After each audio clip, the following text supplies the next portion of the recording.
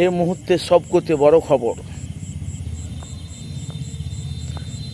Social media আপনারা দেখতে পাচ্ছেন যে 2026-এ আসার আগে বাংলার মানুষ, জনগণ, সাধারণ মানুষ, সংখ্যালঘু মানুষ, তারা 2026-এ নওশাদকে তারা সিএম হিসেবে দেখতে চাইছে।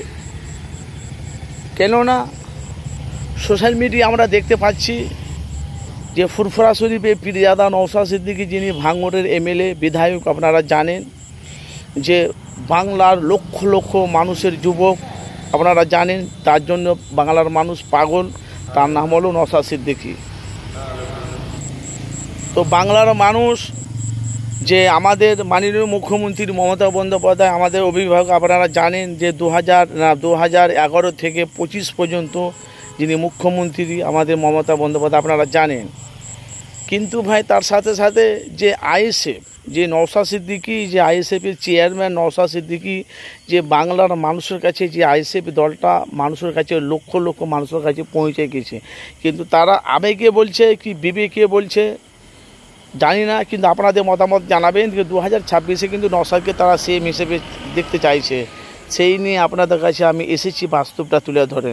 আপনারা জানেন যারা মুখ্যমন্ত্রী মমতা বন্দ্যোপাধ্যায়, আপনারা জানেন যে ফুরফুরা শরীফের যে পীরজাদা কাশেম সিদ্দিকী তৃণমূলের হাতিয়ার, উনি বলেছে 2026-এ এসেছি আমি তৃণমূলের পদে, এই কারণে যে 2026-এ আমি মুখ্যমন্ত্রী মমতা বন্দ্যোপাধ্যায় ওনার হাতকে আমি মজবুত করার জন্য এই তৃণমূলে আমি যোগ দিয়েছি। তা আপনাদের মতামত জানাবেন যে বাংলার জনগণ, সাধারণ মানুষ কিন্তু ভাঙড়ে যে যিনি বিধায়ক এমএলএ নওশাদ সিদ্দিকী একটা সিট পেয়েছে, সে বাংলার লক্ষ লক্ষ মানুষের ফ্যান হয়ে গেছে। যে আইএসএফ যে দলটা, যে ভাঙড়ের সাথে যে আইএসএফের সাথে যে লড়াইটা হবে, এখন কাশেম সিদ্দিকীও হতে পারে, আরও কোনো কেউ হতে পারে, আবার শওকত মোল্লা হতে পারে, কিন্তু ভাঙড়ে বিধানসভাতে হাড্ডাহাড্ডিটা লড়াই আছে।